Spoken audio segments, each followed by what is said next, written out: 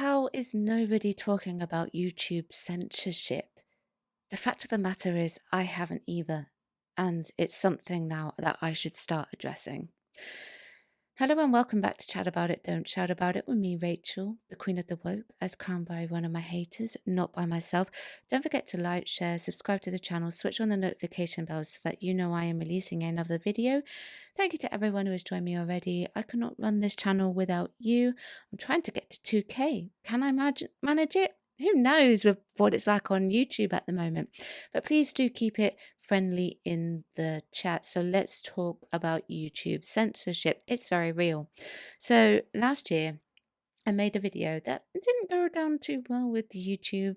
I did get demonetized for it, and since then I noticed that my views weren't doing as well as they could be. And then back in January, they did a video that was released to people who were part of the YouTube partnership program about how they were going to make changes within the algorithm. And these videos that we were creating won't necessarily always go out to our subscribers. They were going to go into the pages of people that have never seen us before, unless I just imagined that video, but I'm pretty sure that's what they were saying that they were going to do. And to me, that's a problem because I have 1,700 plus subscribers, and I would rather that those subscribers get notified of that content, whether or not they've got the bell switched on or not, rather than them not getting notified whatsoever.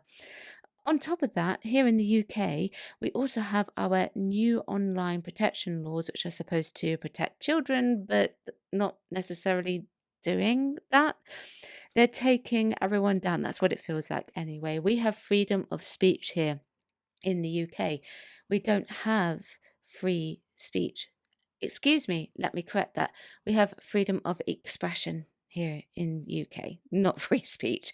In addition to what YouTube have done with regards to putting our content out to subscribers in the changes that they are making in the algorithm, they're also going to be making further changes. And I should have spoken about this a lot sooner, and I didn't, because I was dealing with my own issues with my YouTube channel, and I still am. That's just a work in progress. There are things that I can do obviously better here on my channel to make it work a lot more, but I also work full time. Now, YouTube are rolling out protection for teens, and this is something that I deem to be completely ridiculous because there is a YouTube for kids and there is adult YouTube as well. There are two separate platforms, two separate apps. So I've got something here from YouTube's official blog. It was published quite a while ago now, back in, I think it was July. I can't quite remember, but I will link it below. But I will say that I've noticed on my other channel that I have, not this one, that my ads have changed. I'm now being given child-friendly ads, and I don't watch child-friendly content on that particular page. So I don't know what's going on there. Unless I fell asleep and it went on to something like Fireman Sam or something. Extending our built-in protection to more teens on YouTube. Okay, so this is from their official blog. Back in February, we shared that we would soon introduce technology that would distinguish between younger viewers and adults to help provide the best and most age-appropriate experiences and protection. Over the next few weeks, we will begin to roll out machine learning to a small set of users in the US to estimate their age so that teens are treated as teens and adults as adults. We'll closely monitor this before we roll out more widely. This technology will allow us to infer a user's age and then use that signal regardless of the birth date in the account to deliver our age-appropriate product experiences and protections. We've used this approach in other markets for some time where it is working well. We are now bringing it to the US, and as we make progress, we'll roll out in other markets. We will closely monitor the user's experience and partner with creators to ensure that the entire ecosystem benefits from this update. Here's how it works. We will use AI to interpret a variety of signals that help us to determine whether a user is over or under 18. These signals include the types of videos a user is searching for, the categories of videos they have watched, or the longevity of the account. When the system identifies a teen user, we'll automatically apply our age-appropriate experiences and productions, including disabling personalized advertising, turning on digital well-being tools, adding safeguards to recommendations, including limiting repetitive views of some kinds of content. If the system incorrectly estimates a user to be under 18, they will have the option to verify that they are 18 or over, such as using a credit card or government ID.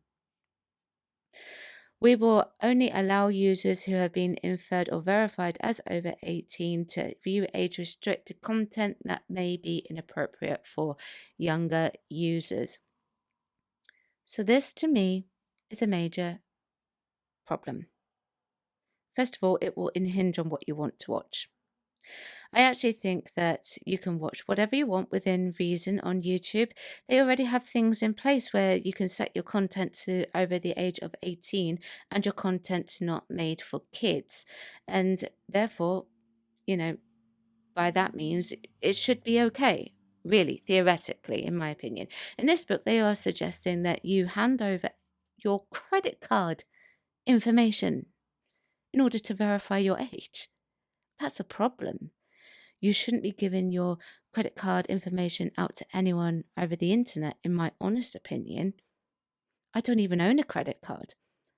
I think burner cards would be better in this case, although I don't think it's still a wise idea. You have to use your credit card information or government ID. Why government ID? You'll be handing out this information to YouTube as well if you need to verify your age, and they will have your personal information.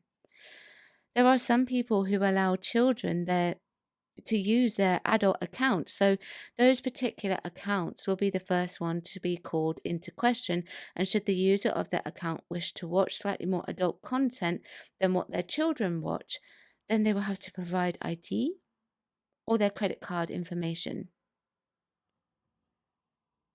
So what does that do? That puts a form of control onto the person watching, in my opinion, and stops the reach of other content creators from getting to that particular person who may be interested in viewing that content.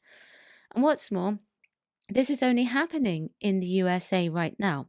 However, I think it's going to happen worldwide on YouTube. I'm pretty sure that's what's going to happen. On my app here in the UK, they're already doing things like it's time to go to bed or something like that. And there's another thing where if I have my app playing in the background and I'm listening to a content creator that you don't necessarily need to watch per se, but listening as a podcast, they pause it randomly in the middle of the video to say that I've had too much screen time, so they prevent me from watching it. So they're already doing things like that. I hate to think what else they're going to roll out in the future. This age verification process is not going to do anyone any favors. News outlet platforms, instead of independent creators like myself or Clownfish TV or Willa the Fans, who is a very good content creator and friend of this channel, it's not going to do us any favors, is it? Please do check him out. We're all being hit by channel suppression in some way, shape or form, and it looks like that people who are just watching are also going to be hit with some form of control and suppression. It really needs to be talked about. It really does.